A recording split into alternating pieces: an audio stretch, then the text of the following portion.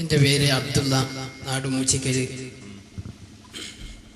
ഇവിടെ വിഷയാവതരണത്തിൽ ഒരുപാട് ശാഖാപരമായ വിഷയങ്ങളാണ് അവതരിപ്പിച്ചത്. മൗലൂദ്, റാത്തീബ്, കുത്തുബിയത്ത് പോലത്തത്.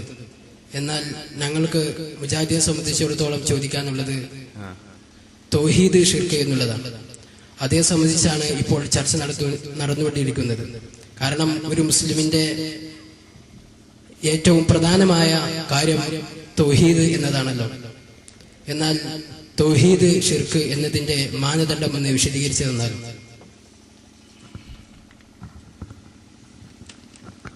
തൗഹീദ്, ഷിർക്ക് ഇവർ പറഞ്ഞത് ശരിയാണ്.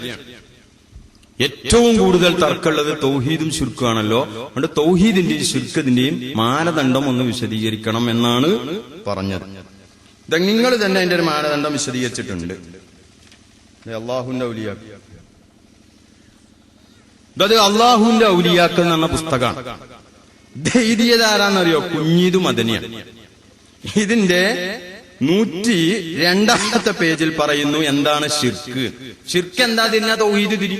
കാരണം തൗഹീദിന്റെ നേരെ മാറ്റാണ് ഷിർക്ക്, ഷിർക്കിന്റെ നേരെ മാറ്റാണ് തൗഹീദ്.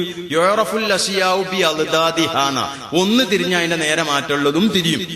അതനുസരിച്ച് ഇതിന്റെ 102 പേജിൽ പറയുന്നു തൗഹീദ് അല്ല ഷിർക്ക് എന്താണ്. അപ്പൊ അതല്ലാത്ത തൗഹീദായിട്ടാണ് കുട്ടിയത്. ഇതാ കേട്ടോളി.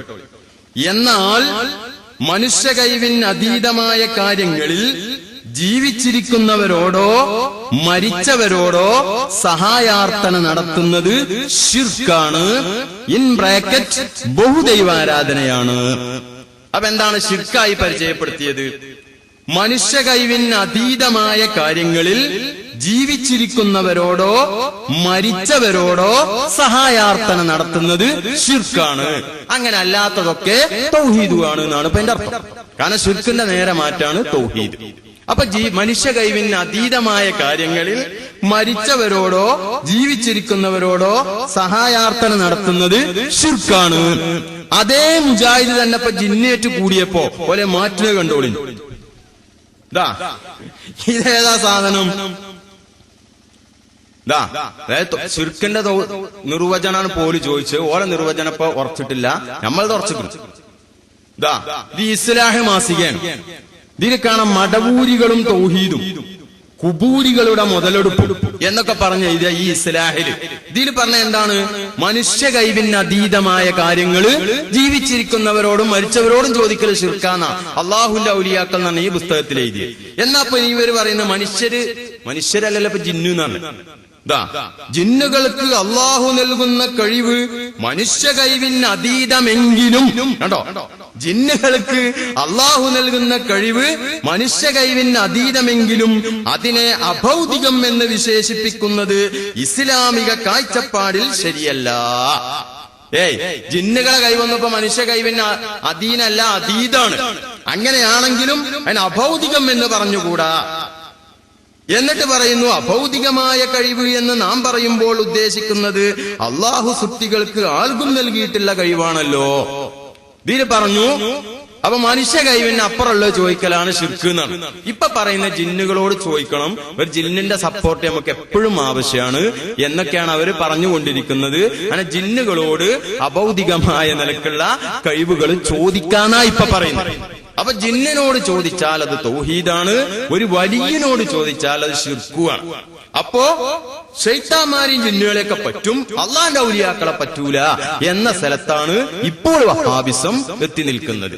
അതേപോലെ തന്നെ തങ്ങളെടുത്ത് പോയാൽ ഷിർക്ക്, ഡോക്ടർ സുബൈറിന്റെ അടുത്ത് പോയാൽ തൗഹീദ്. ഇങ്ങനെയാണ് ഇപ്പൊ. ഡോക്ടറെ അടുത്ത് പോയാൽ തൗഹീദ്, ഡോക്ടറും തങ്ങളും ഇവിടെ ചെയ്യണ ജിന്നിനെ ഇറക്കല. അപ്പൊ തങ്ങളെടുത്ത് പോയാലോ? തങ്ങളെടുത്ത് പോയാലേ ഷിർക്കാണ്. അതേ സമയത്ത് ഡോക്ടറെ അടുത്ത് പോയാലോ തൗഹീദ്. ഇങ്ങനെയാണ് അഡ്രസ് നോക്കിയിട്ടാണ് ഇപ്പൊ ഷിർക്കും തൗഹീദും ഒക്കെ തീരുമാനിക്കുന്നത്. എന്നാൽ ഇതിപ്പോ ഷിർക്ക് എന്താണെന്നാണ് ഇതിൽ പറഞ്ഞത്. ആ ഷിർക്ക് ഇപ്പൊ അവർ മാറ്റിക്കൊണ്ടിരിക്കുകയാണ് നിർവചനം. ഇതുവരെ ഉറച്ചിട്ടില്ല. എന്നാൽ ഇതേതാ സാധനം? ഇത് അൽമനാറാണ്. ഈ അൽമനാറിൽ അവർ എഴുതിയത് എന്താണ്? ഇതിൽ തൗഹീദ് എന്താണ്? അപ്പോൾ അങ്ങേയറ്റത്തെ അനുസരണവും താഴ്മയും അടിമത്വവും ഒക്കെ തന്നെയും ഇബാദത്തും തൗഹീദിന് വിരുദ്ധവുമായി തീരണമെങ്കിൽ അതിന്റെ പിന്നിൽ ദിവ്യ ദിവ്യത്വ സങ്കല്പവും തദനുസാരമുള്ള വിശ്വാസവും കൂടി ഉണ്ടായിരിക്കണമെന്ന് വരുന്നു. അപ്പോ അങ്ങേയറ്റത്തെ അനുസരണം, അതുപോലെ താഴ്മ, അടിമത്വം, ഇതൊക്കെ തന്നെ ആരാധനയാകണമെങ്കിൽ ആ ആർക്കാണോ താഴ്മ കാണിക്കുന്നത് അതിന്റെ പിന്നിൽ ദിവ്യത്വം, ദൈവമാണ് എന്ന ഒരു വീക്ഷണം ഉണ്ടായിരിക്കണം എന്നാണ് ഈ അൽമനാറിൽ പറയുന്നത്. അപ്പോ ഒരു സാധനം ദൈവമാണെന്ന വിശ്വാസത്തോടെ, ഇലാഹാണെന്ന വിശ്വാസത്തോടെ, സ്വയം പര്യാപ്തതയുണ്ട് എന്ന വിശ്വാസത്തോടെ അതിനോട് അർപ്പിക്കുന്നതാണ് ശിർക്ക്. അങ്ങനെയല്ലാത്തത് തൗഹീദാണെന്നാണ് അൽമനാറിലും പറഞ്ഞു, അല്ലാഹുവിന്റെ ഔലിയാക്കൾ എന്ന പുസ്തകത്തിലും പറഞ്ഞു.